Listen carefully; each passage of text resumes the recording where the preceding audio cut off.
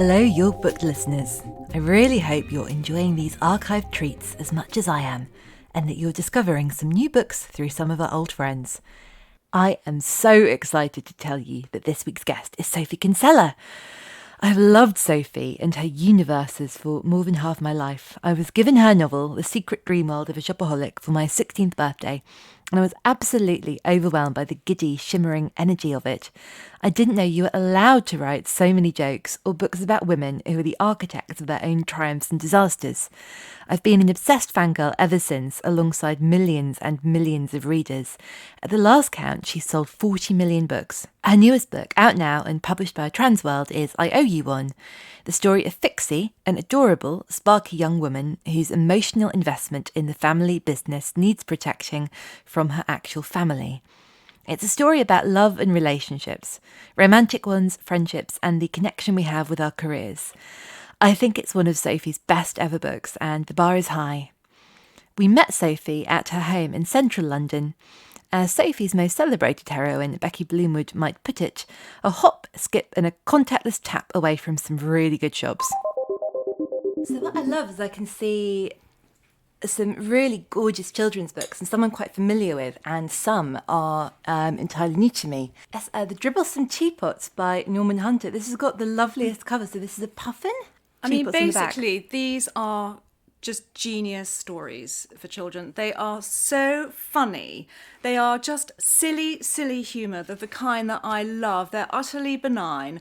They're just kind of ridiculous and absurd. They're all about sort of kings deciding to hire somebody to slay a dragon, only the dragon decides to apply for the job. And it sort of twists on old-fashioned fairy tales, but just very silly, very, very witty.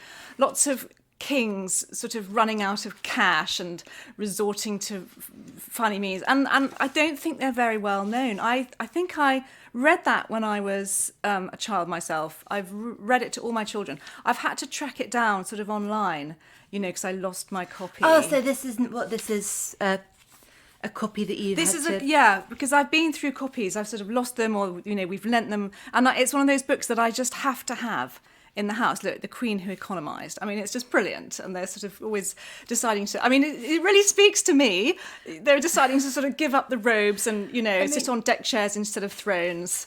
I have to ask, is this part of Becky Bloomwood's origin story? I'll tell you what, you know, when I knew I was going to be doing this, I started looking through all sorts of books that I probably hadn't thought about for years and years and years. And I could really see a theme. I could see where, especially in the children's books, I think, you know, for me, the books that I read as a child are just in my heart. And also, I probably read them about 30 or 40 times. I am a real rereader. And I certainly was as a child. I would just read the same old book again and again and again until it was kind of internalized. And I loved books that had a really great voice, you know, a funny voice, like E. Nesbit, My Naughty Little Sister, and Ramona, who I just adore to this day. Let's look at Ramona, because I do think that it's like when you're young, it's like revisiting a friend, isn't it? And going to play at their house, and it's familiar in the loveliest way. And sometimes I think I enjoy things more after the first read, when sort of I know all the peril has been resolved, and you can just really enjoy the characters and the voice and the story. Yeah. Oh, I'm a real believer in rereading. I mean, Ramona is just the most wonderful character, and I mean, sort of similar to Becky Bloomwood or some of my characters. She just has her own internal logic. Yes. And she sees the world as she sees it, and she cannot understand why people are at odds with her. And of course, we can understand where she's coming from, and then we can see, you know, where all the grown-ups and other people are coming from. I mean, there's this brilliant bit where she goes to school for the first time, and the teacher says, sit here for the present. Well, that's it. And she thinks there's going to be a present. And honestly, my children, they laugh and laugh, but they're sort of on the edge of their seats thinking, oh no, when is this the hideous truth going to become apparent? This is just so tragic. And she's clinging on to this idea she's going to get a present when there's no other evidence. She just heard this one phrase, and then again, life is not fair for her. People misunderstand her motives. What's her the name? There's a boy that she lives next door to. Gosh, he's not called Davy. He's and his mum is quite Howie. They pound bricks, don't they? That's their game.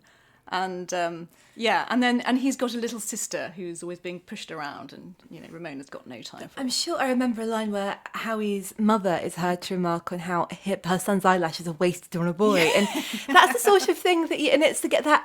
I think when you're a child, you understand so much more than you're given credit for understanding. And I think for Beverly clearly to include that observation in a children's book is one of those things that you're not quite sure where the adult's going with that, but it's a bit mean. Yeah, exactly. I think she captures that so well, this kind of the Twilight situation where you're a child, you hear stuff. I mean, actually, she deals with some really great stuff with, the dad being out of work and tightening the belt and, family disappointments, not just... When is it at there's the end, and it's been a really, really awful time, and they all go to a fast food restaurant and have hamburgers, and there's just this sense that everything's going to be okay at last. Yeah. And it's, I think, a lovelier and much more powerful ending than snatching a princess from a mountain. It's so real. It's so real. The pleasures in small things, the pleasure in a hair slide or a new pair of shoes, or real things that you related to. So yeah, big fan.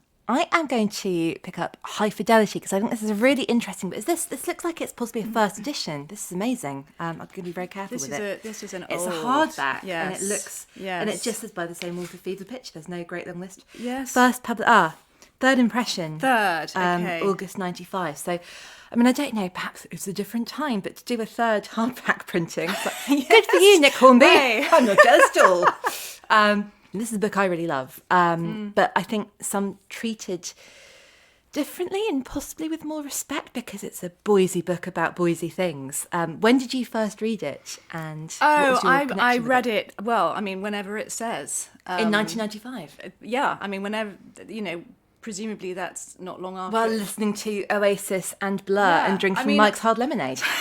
Exactly. And I have to say, for me, what I remember about it is I laughed.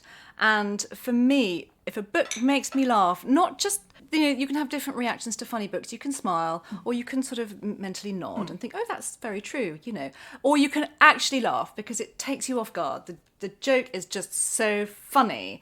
And that's what this book did to me. And I love an author who can make me laugh. It's just, thank you. I mean, that is why I'm here. Well, that is very kind, and for me, laughing is just it's not what everybody wants from a book, but if I can just lose myself in that, and I find it quite rare. So this book is just, and it's so honest. Are there any vividly funny bits that you remember? For me, often it's just the lines. It just made me laugh, and when he hides at the funeral. He just thinks, okay, what can I do right now? I'll just hide down here in some damp mud. I mean, I just laughed. That kind of is what Ramona would do. Yeah, It's exactly. I suppose, I think, a lot of the books I love the most, and I think this is why, so many of your heroines, and Becky being the obvious one, have been very plucky in a way that's almost childlike and it's instinctive rather than, but also being that everybody thinks I'm an adult and I'm here in an adult's body, but I'm really not. I'm going to have to do this instead. Yeah, well, I mean, that is a feeling I very much relate to. That sort of, I mean, her life that I depicted in the first of the Shopaholic books was exactly my life. I kind of landed in this job as a financial journalist. And I remember on my first day, knowing nothing about anything, I was sent off to a sort of press launch of some financial product, and I sat next to somebody quite senior from Scottish Widows, knowing nothing about anything. And the weird situation you find yourself in is that you are the journalist, and I'm doing really quite big quote marks here because I was very much a journalist, so they've got to sort of treat you with respect and be nice to you because you're going to write about their company, while they clearly know that you know nothing. And he was asking me questions and I was just bluffing frantically and flushing and occasionally scribbling something down. I was like a child pretending to be a journalist. That's what it felt like. Something I adore about Becky. I won't talk about her too much because I'm sure you talk about her a lot. But, you know, I think the freebies, and when she goes to a conference and that she takes 2 glasses of champagne from a tray, like one for now, one for the boring bits later, and it's about 10 o'clock in the morning. Yeah. And the sort of like going through the biscuits, thinking, we'll get the foil wrapped ones. They'll be good. I've just seen the Code of the Woosters, which I'd love to. This is a gorgeous edition. It's lovely, isn't it? It's really beautiful. There's a very sort of ornate cover. I just like trying to paint a picture for the podcast. So, well, it really is a picture. I don't know what this is. It's Folio Society edition. So it's got gorgeous sort of gold like foil lettering, and then I'm assuming we've got Bertie on the front with a. That'll be the cow creamer. Oh, of course. Yeah. I was like, is it a pig? No, What is that it? can't Piggy be bank? a tiny empress of. When did PG Wodehouse come into your life? I'll tell you something really funny, which is that people used to say to me, "Oh, you write like PG Wodehouse," which I was have always thought that, and Do you I've know, said that to lots is of people. So incredibly flattering. But the honest truth is that I hadn't really read PG Wodehouse when I started writing. I was aware of PG Wodehouse. I think I'd flicked through. I think for me to read PG Wodehouse, I need to be in the right mood. And when I'm in the right mood, you see, I have subsequently become passionate about PG Wodehouse, having sort of thought, right, okay, let's just see what this is all about. And started reading. And actually, I think I prefer the or not prefer, but, you know, I have a great love of the Blandings series. And having sort of really embraced these books, I became utterly addicted. They're sort of books that I have physical copies of, and I have them all on my Kindle in case I find myself, you know, needing some PG Wodehouse immediately. Do you know when you're travelling and stuck and it's like, oh, should I look at Twitter for half an hour and be furious, or should I have this nice thing? Yeah, and also they're sort of Moorish, you know. I would finish one and be like, right, well, I need another one now, quick, where is it? And it's just supreme joy. It's just heaven. But it's just absolute genius. I wanted to ask you what you think about romance and love in books and romantic comedies, because I think in your books they are ostensibly romantic comedies. As a reader, I often feel as though that sort of, it's all going to be fine and it's all going to be taken care of. But the bit I'm really excited to read about, and the part I love, are the friendships and the family. Are you a reader of romance, or do you think that, are you more interested in that as a device for playing out all the other relationships that someone has? I think what it is that, I mean, I love romantic stories. I love the sizzle, you know, and I love the grand reconciliation. I love all these things, but I can't quite separate that out from where somebody is, you know, in their whole life, because that for me is the sort of reality. So I'm always taking a heroine and putting her in her family context. And actually, the more I write, the more this sort of seems realistic and it's part of who they are. But I love a sweeping romance as much as the next person. And there are these couples that sort of stay with you, you know, and that just are magical to read about. But for me, I mean, to be honest, you know, Becky Bloomwood's first love was, you know, the Denny and George scarf. And Luke was very much second. So, I mean, in terms of what I do, I try to write stories about girls having adventures or journeys or doing what they do. And sometimes it's about a man, and quite often it's not, but there happens to be a man who might be there or facilitate, or, you know, but I'm not sort of starting always with that as the primary story. I mean, because I think of your books, my favourite romance, I've loved them all, but the one I was possibly the most invested in, where I was really shipping them, was in The Undomesticated Goddess, and I thought Nathan was a really good kind of hunky hero, but I guess that was because he represented so much, and he wasn't a love interest, he represented the new life and the change. Exactly. And that really is about a girl just working out where to go at this crossroads of her life, and about big choices. And also about, you know, a lovely hunky guy and some raspberries. So I mean, that the gardening seduction, that's I'm going to fan myself. I've gone a bit hot, and that's a really good point for me to pick up this copy of Jilly Cooper's Rivals. Oh, Rivals. Ooh. So this again looks like a first edition or an early edition. I love these so much because you've got the map of Russia. I know. On the utter joy. Again, joy from first turning over the cover through to the end. Were you a teenage reader? I of certainly Jilly was. Cooper? I can remember the first. Well, I read all the, the sort of the Imogen Harriet books. Loved those, and then I can remember walking into the bookshop at an airport and seeing Riders. And where were you going? Can you remember? I must have been on a family holiday, and do you remember that cover? The bum. Britches, the bum. It was like a no-brainer. I'm clearly going to buy this instantly, and I'm going to inhale it. Did you have any sort of anxiety about how your parents would feel about you sitting on the plane reading your book that's covered in a bum? I'm not sure they would have had any idea what was within those covers. I think they probably just would have thought, books. She likes books. It's a book. That's fine. Yes. No, they should have been more worried about lace, actually. Probably. Was that before or after Jilly? Was Jilly the gateway drug? When did they come out? Oh, so I think lace might predate. Have you seen how big it is? It's mammoth. It's well researched. It sweeps you from here to there and into extraordinary sex scenes. But I think that because there are lots of super sexy books, but the reason I think Lace endures and Jilly endures is once you've got to the bits where the pages naturally fall open, there are these really, really powerful friendships between women, and those are kind of the relationships that stay with you. Oh, absolutely. I mean, I think that these Jilly Cooper, the Rutcher, they're a world. I mean, that's the thing. She's creating not just a few relationships, but she's creating a world that you dive into and you're interested in everything. The small characters who come in, just the way of being, the kind of the mores, sort of fast living, lots of partying, all the despairs. It just sort of sweeps you along, and the sex and the love is all kind of part of that. But it's a much bigger creation. It feels very organic, and it pulls you along. And I love that you get to feel conflicted about everything. There are moments absolutely when you're really pleased, and moments when you're quite horrified, but also it's very lively and very lifelike. Oh, I mean, there's supreme plotting again. I mean, Rivals.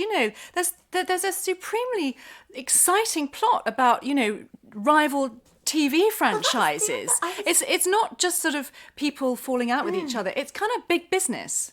And whether it's TV franchises or whether it's show jumping or whatever it is, she explains it so that you feel, oh wow, yes, and then you start having an opinion on how they should run their business or how they should approach that jump because you feel so well educated by the book. And again, I promise I don't do this with all my guests, but the thing I love so much about your books is that they're You're all so nice. You can come here every day. Honestly, I've not memorised them, but I've read many more than once. The business aspect. Can you keep a secret? And I remember being really struck by how she's sort of ambitious and struggling and hopeful and trying so hard, and no one seemed to be giving her the break she wanted. And then when that finally starts to happen for her, that's as satisfying as any of the other. Oh, you've made my day, actually, because that's another thing I always try and put into my books is the reality, which is we go to work. This is what we do. And actually we do that with quite a lot of our life. So, some of my books really do have a lot in the workplace, in the office or wherever it might be. And also, girls that working in shops and things, Fixie, running the family business, and really think there's a real thought behind. I feel as though if you did want to launch a shopping business and you'd know the basics about kind of visual display and management and how to look after staff from reading your book. I think you've got more in there than most people. I think I should have a small disclaimer. Don't try this at home. I mean, I'm going to say that's an opinion. I'm not in any sort of retail consortium. I'm going to pick up a book that I have not read, and it's been on my shelf reproaching me for some time, and that book is The Goldfinch by Donna Tartt. Well, I have to say, I loved it. I have quite a funny story about The Goldfinch, actually, which is that I read it and I was utterly gripped. It's just a very sweeping story. It's dramatic. It has sort of some extraordinary settings. And I was so gripped by it that I decided, and I was going through a phase of, my family should all read more. They should all read more. Why is no one reading? So I bought 3 copies, extra copies, and I gave one to my husband and one each to my 2 eldest sons. And I thought that, it's got sort of content in it, which I thought, well, how could you not be excited by this? Sort of a missing painting and like an explosion. And, it sort of starts with a bang. There's a lot of fun stuff. And my experiment did not work. So my eldest son, I'm sure he wouldn't mind me saying this anyway, too bad. I'm going to out him. He came down like literally the next day. I mean, we're looking at quite a fat book here. It's pretty weighty. And he goes, oh yeah, I've read it. And I went, okay, you have not read this book. Well, I've kind of more or less read it. I said, what do you mean you've more or less?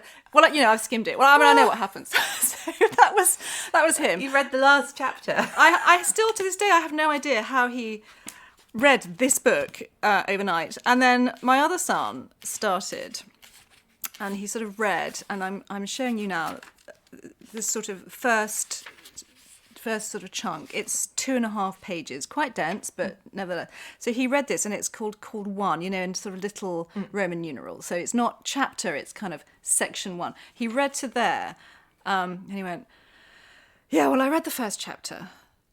And I said, sweetheart, that's not the first chapter. That's just a very small.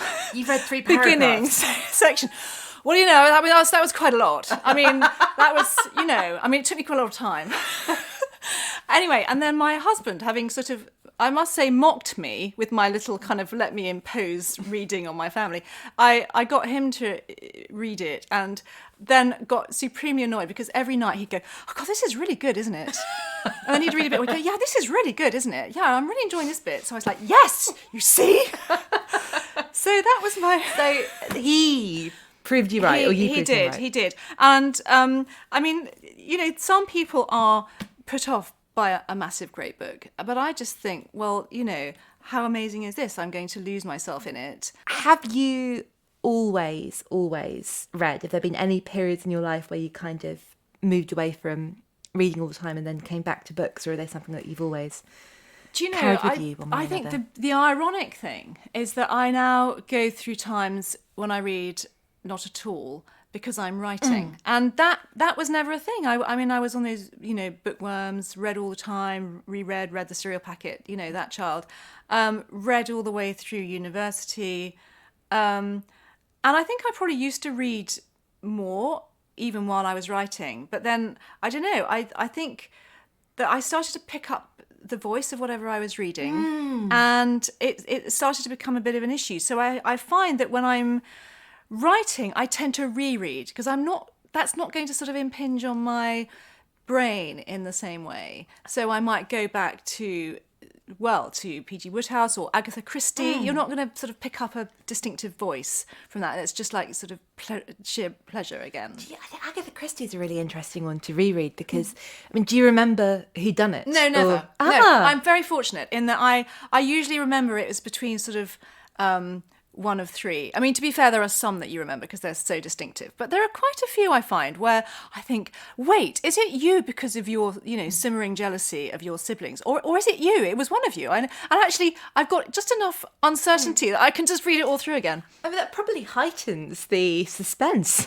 Yes, well, actually, I remember once rereading one and being utterly sure I knew who had done it. And I keep thinking, wait, how's this working out? This is all going...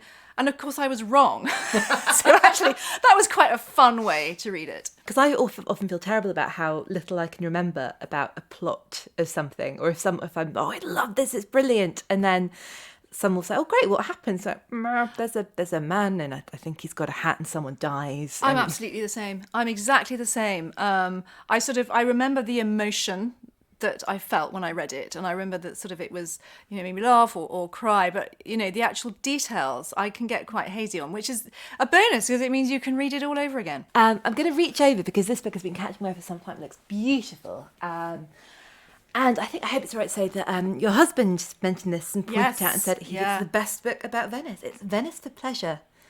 It's including Venice for children's pleasure. Oh, and the delights of the Brenta. I read that out the corner of my eye and I thought it was the delights of bees. That makes much more sense.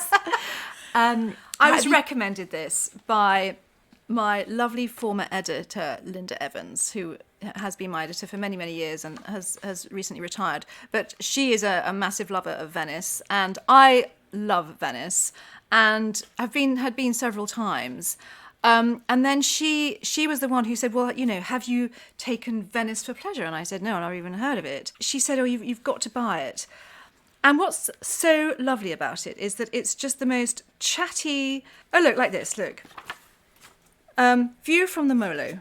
Have I said that right? That doesn't sound very good Italian, but anyway. I think you probably know much better than I do. Perhaps the first thing to do, as is generally the first thing to do in Venice, is sit down and have some coffee.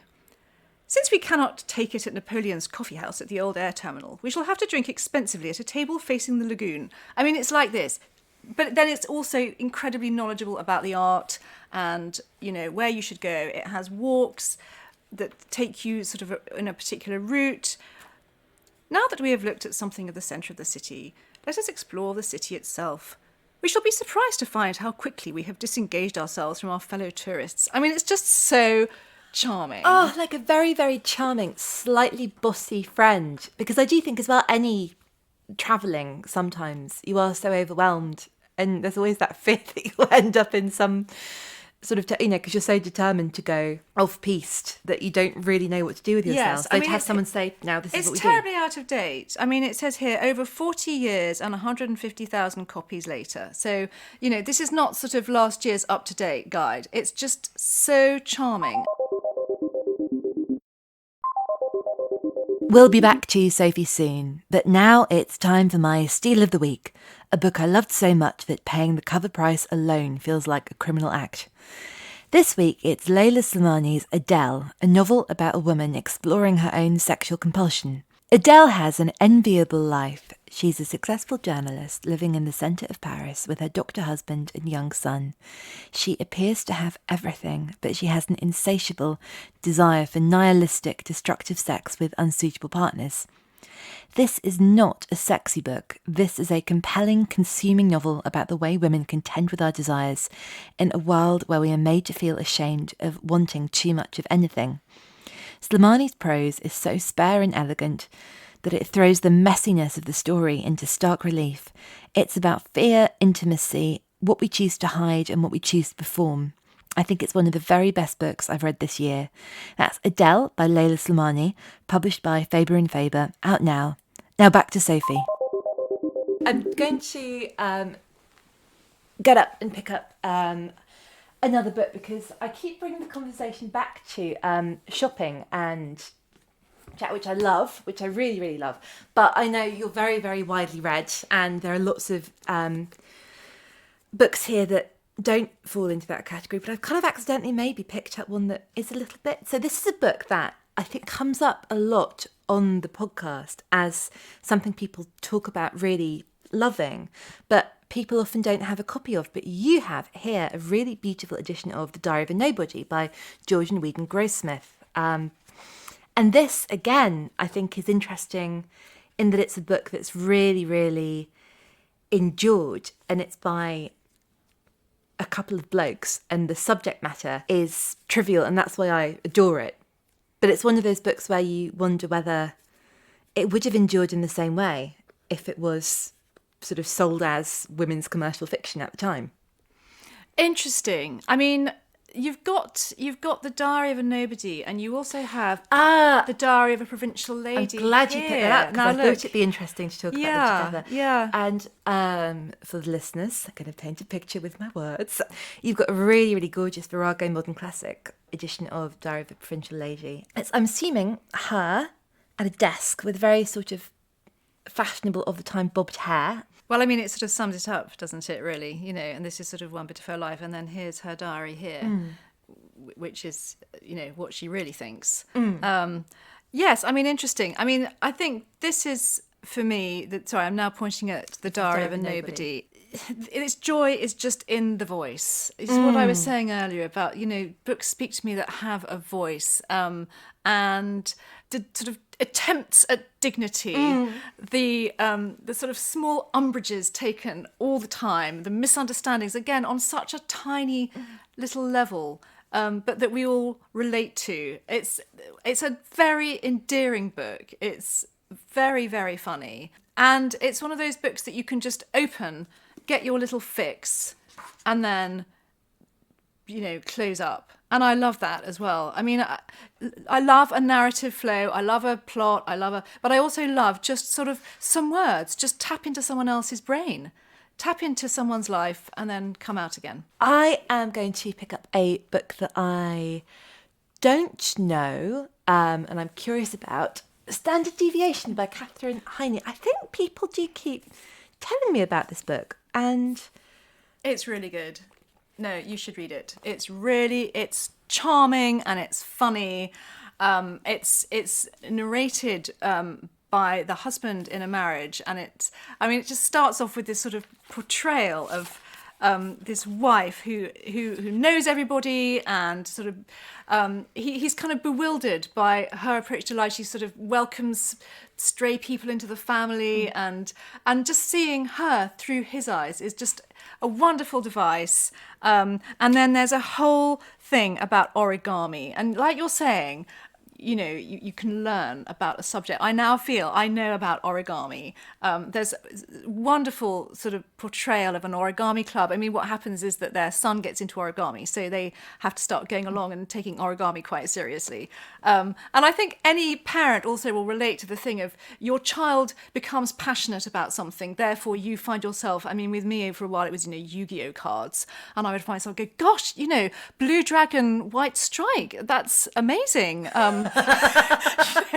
Wow, what can I say? And slightly busking and slightly kind of what? And then but seeing the passion in your child, you want to follow that. And it's just a very tender, funny, clever book. I really recommend it. Well, I am sold. It sounds fabulous. And I love the idea as well of, I guess, learning about something, because I suppose Jilly Cooper, there aren't many people in that world who are like, what's a horse? But there you've got, you're learning with people who are learning, and I can see how that would be very powerful. Yeah, exactly. I'm also going to pick up another two that keep catching my eye, because they're very different books, and I think different from the books we talked about so far. Here we have Northern Lights. That was the first book in the series, and lots of these books seem to be one way or another very much about real life, I guess, but this is sort of, it does tend to be filed under kind of fantasy, or it's in that area. When did you first read it? I think it wasn't initially. It was one of those books that the buzz grew, and the honest truth is that I just kept hearing about this book, Northern Lights, and that I think possibly even the whole trilogy had been written by the time I got to it. But I was quite deliberate. I kept my ears closed as to what it was actually about. And I have a bit of a bugbear about blurbs and description on books. I have this sort of slightly deluded idea that if I can just go into a book without knowing anything about it, I will enjoy it in this sort of pure way that the author intended. And I can't stand blurbs that give away kind of half the plot, because then the joy of that plot twist for me is lost. So I actually opened this book without really knowing anything of what it was about, and absolutely loved every page. Read the next one, loved that, and then actually saved up the last one to read on a plane journey when I knew I would be undisturbed. And for me, there's just the richness of the world. It's set in a world that is similar to our world but different in some ways. There's a breadth to it. I mean, there's this whole sort of northern lights, northern bears, and the sort of that it's all evoked in this incredibly magical way that reminded me of when you were a child and you looked at clouds in the sky and they almost looked like a land that you could sort of journey into. It sort of wakes up all those wondering parts of your brain, exposes hypocrisy. It's quite thoughtful. There are some real villains. There is some really bad stuff goes on, and then it's heartbreaking at the end. Because I think it's an interesting example as well of a book that I think is sort of very much marketed to children and teenagers, it was that sort of the older YA end of the market, and then is loved universally. Have your children read it? Oh yeah, yes. I mean, it's been a sort of very much a family book. So I just think I just sort of I love to read a book that I marvel at, and actually I love reading a book that's nothing like anything that I do. So I don't have that sort of professional bit of my brain going, which can't help but think, oh, interesting, oh, good choice, oh, I wonder what I would have done. I can't help analysing books as I read them, and the closer they are to what I do, the more likely I am to sort of that bit of my brain kicks in. And I suppose it's so hard to read for the pleasure of the story when you're analysing it. Yeah, and I don't intend to. It's just, you can't help it. This book, I just felt like a child, and just was sort of childlike in my enjoyment of it. So very, very keen. Are there any books that your children have read first that you've fallen for because Yes, in fact, so this book here, I was tidying up my son's room, and I picked up this book. It's black, quite forbidding looking. So it's called Gone. It's Gone. So by it has Michael Grant. Michael Grant. It has a neon sort of neon black title. It's very stark, and actually I love the way that the pages are neon yellow. So it's very striking book. So obviously I pick it up, and I sort of idly thought, and I literally stood there in this bedroom reading. I couldn't put it down. And it's about a world in which all the adults disappear. They just go. And what happens after that? The children have to cope with no adults. I can't remember the age cutoff. It might be 15. And suddenly all the adults are gone. And it's about the sort of the society of children that therefore has to sort of spring up, and they have to look after each other, and the battles, and then some sort of weird sci-fi stuff comes in as well.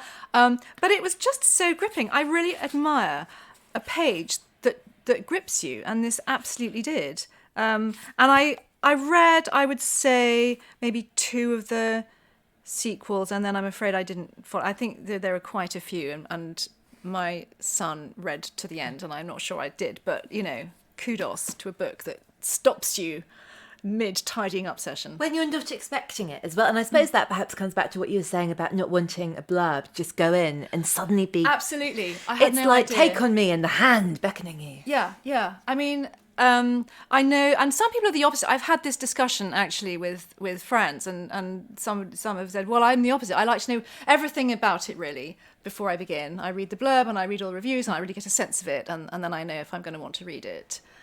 So we're all different. That's really interesting, and I think perhaps now we're definitely in a time when there's just so much to read and to watch. It's a really exciting time for culture, but I can understand why people might feel as like my time is finite. I need to be sure before I...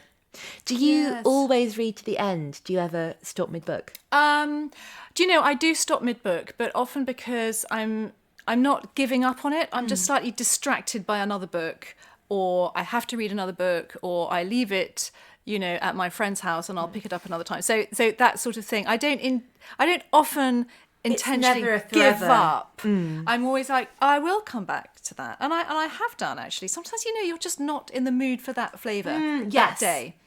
Do you know, that's exactly what I do, and I don't think people are either like, no, you must read to the end, which I respect. People are like, no, life is too short, which I also respect. But yeah, I don't think I think there's only ever been one book where I just like, I am not going to finish this, and I'm not going to say what it is, because I think that's me. I only want to talk about the books I like. Yes. I mean, sometimes, if a book is very hard going and sad, you just might not be able to cope with it all in one go, and you might just think, that's a really good story, but now I'm just going to read a bit of Map and Lucia. Yes. Oh, I love Map and Lucia. Love Map and Lucia. They are another addictive series.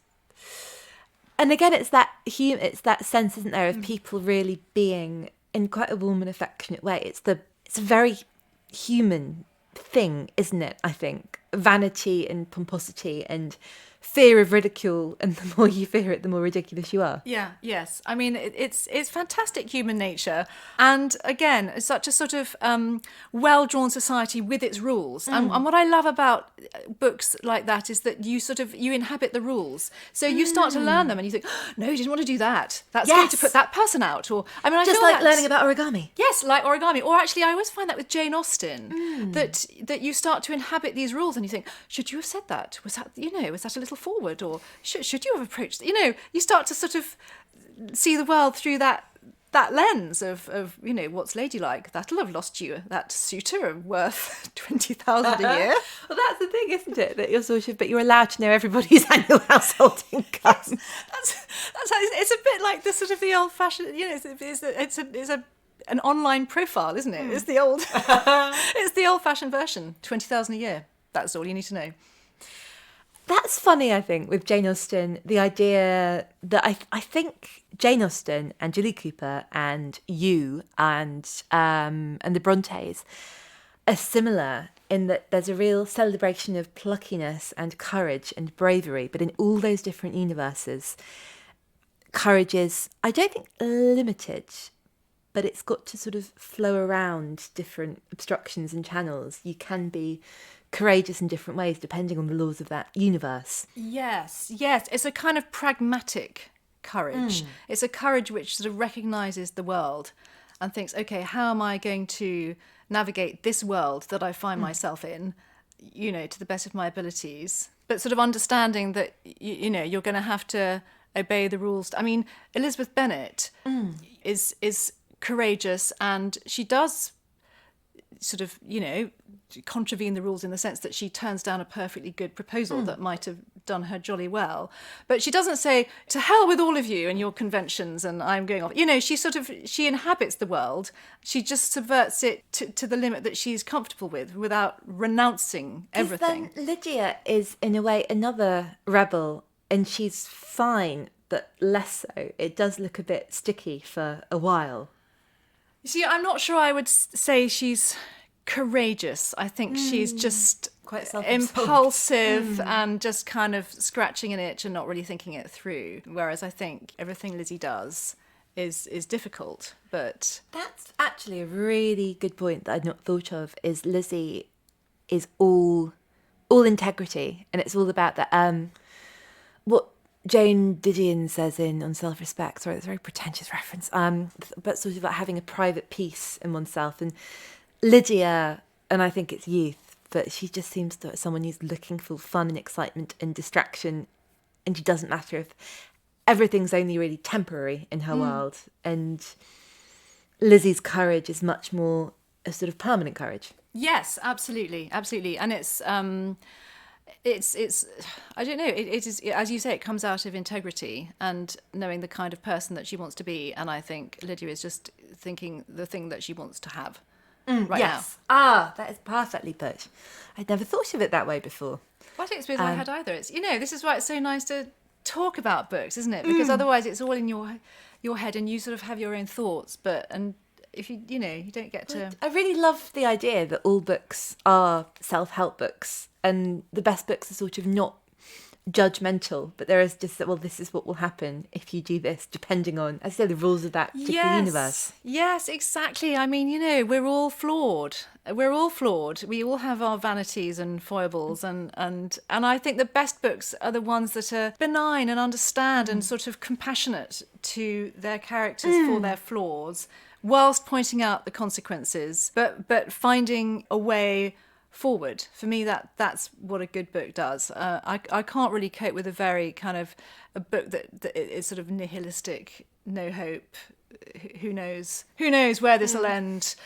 I can't. For me, I like a bit of not saccharine resolution, but at least a feeling that there is a path. It's one of those things that it's nice to see a character that you relate to, and of course these flaws are funny, but not everybody has these flaws, and so I think you just have to write characters that have all kinds of flaws, and they can't all be a klutz. Sometimes that's why I wrote a workaholic. I mean, she's a klutz, but really her flaw is that she works too hard. And I think that's a very interesting flaw. And, perfectionism is an interesting flaw. And I think there's just so many ways that people can be sort of not what they should be. Something I really struggle with is that, because I believe absolutely that it's not sort of fair or reasonable to think, well, women absolutely have to be likeable. A book I read that I really, really loved is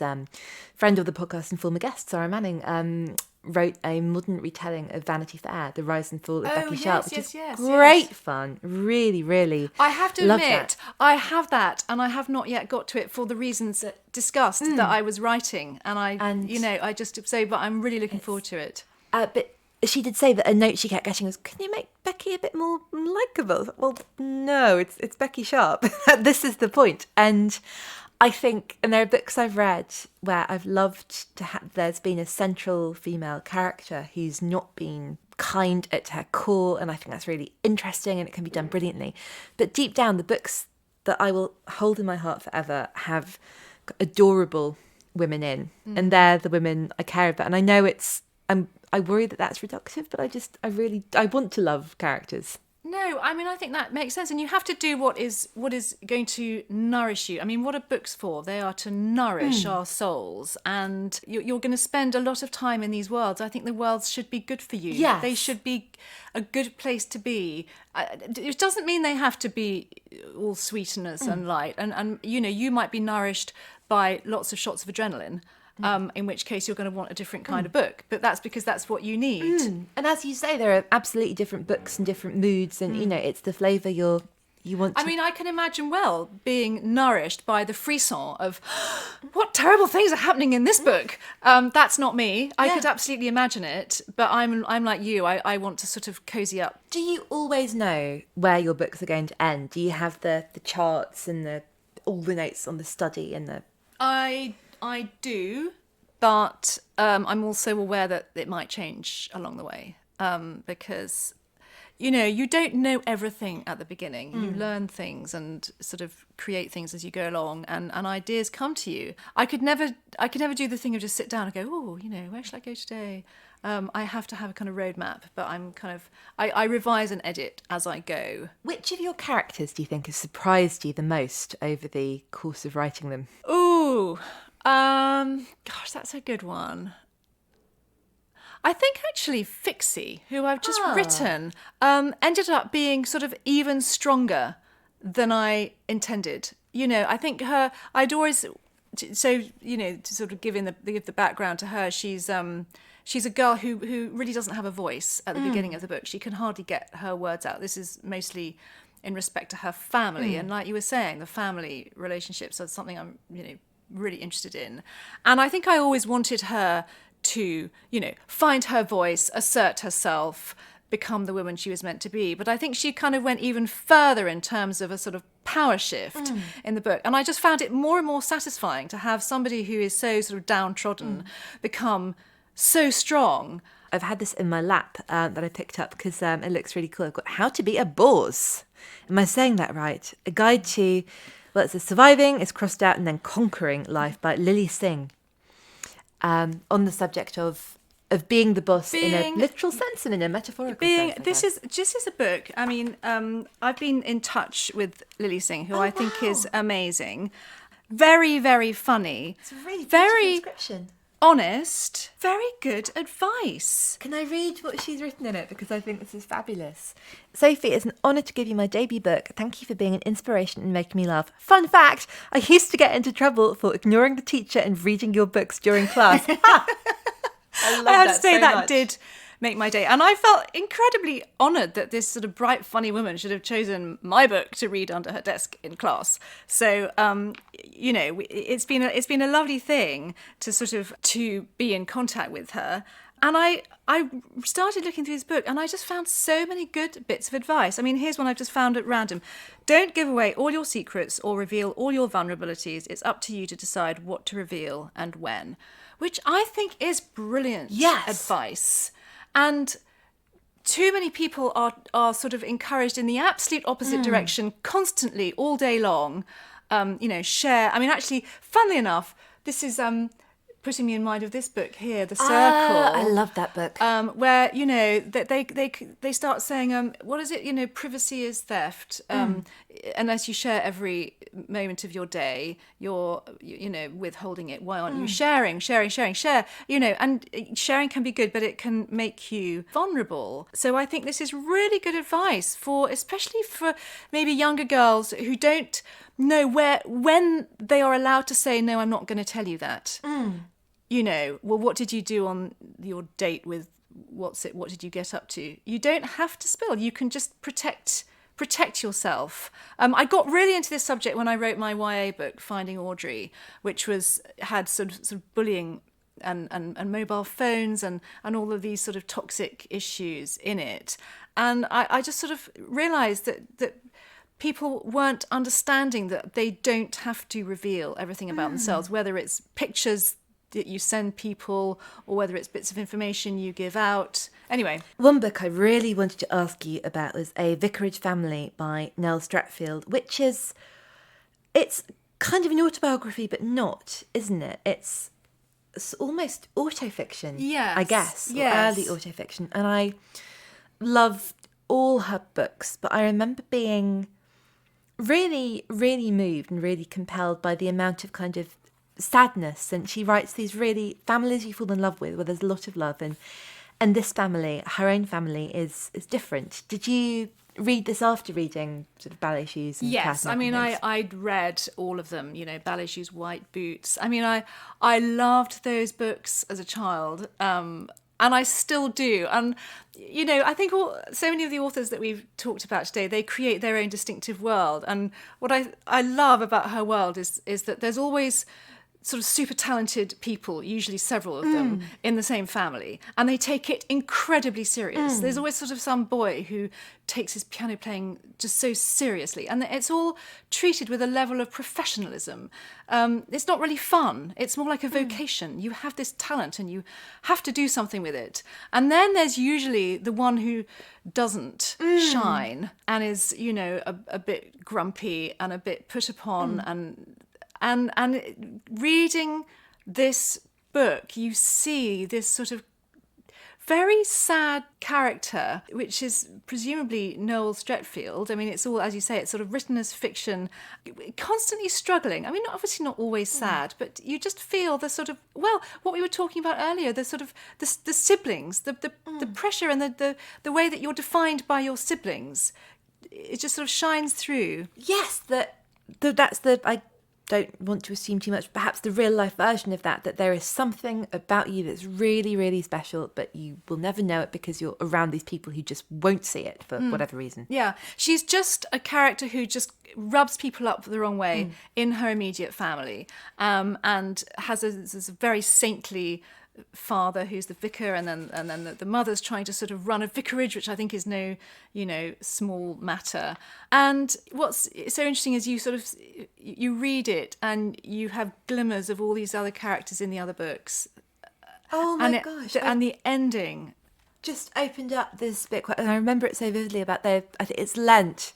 And someone's given them breakfast and they put hundreds and thousands on bread and butter. Oh, yes. Well, they're told they can't eat anything except bread and butter. And then I think they've gone to a party. And so it's bad enough that all they're allowed to eat is bread and butter. Oh, that's it, because it's the plainest thing, isn't it? Yes. Because it is bread and butter, but it's got hundreds and thousands then this on it. moral dilemma that they have. Do they eat it? What do they do? And they all look at the eldest. And it's this massive, massive deal. And then there's a lovely bit, actually, in this party, I think, where poor Vicky starts to pretend that they had better dresses that they could have worn. And she's very realistic about, if you are not as well kitted out as that other family. I mean, Ballet Shoes is full of this kind of cobbling together the dress for the audition. The attaché cases. Yes, and pawning the necklaces and all this sort of thing. And it's very matter of fact and sort of quite hard-nosed about you need money, you need and this, we could have worn our blue silks. She starts sort of... And that really performative, as I think sometimes you do sort of see children doing it, a way of taking control of the situation, and when, you know, no one's probably sort of thinking or noticing. Exactly, and sort of goes too far. And you can see in this scene where she will be the writer, because she's kind of already sort of creating a sort of alternate reality in which they have all these amazing dresses at home. They just didn't choose to wear them. They could have worn them, but, you know, just not today. Huge thanks to Sophie. Do read I Owe You One, which is a burst of pure, life-affirming joy that will power you through the end of winter, and then tell her how much you loved it at Kinsella Sophie on Twitter and at Sophie Kinsella Writer on Instagram. I'm Daisy Buchanan. Thank you so much for joining me on my journey and validating my nosiness. You can find me on Twitter at NotRollerGirl and on Instagram at TheDaisyB. Say hello, suggest some guests, and watch out for shelfies. Visit our show page, acast.com/booked, for more information about our guests and a list of the books they've talked about. If you have any other queries about the podcast, you can email us at ybooked@gmail.com. That's the letter Y, booked@gmail.com. Your Booked is produced by Dale Shaw for New Alaska and hosted by Acast. Please do subscribe, rate, and leave a review. It's great to hear what you think, and it helps other people find the podcast. I'll see you next time for more novel behaviour.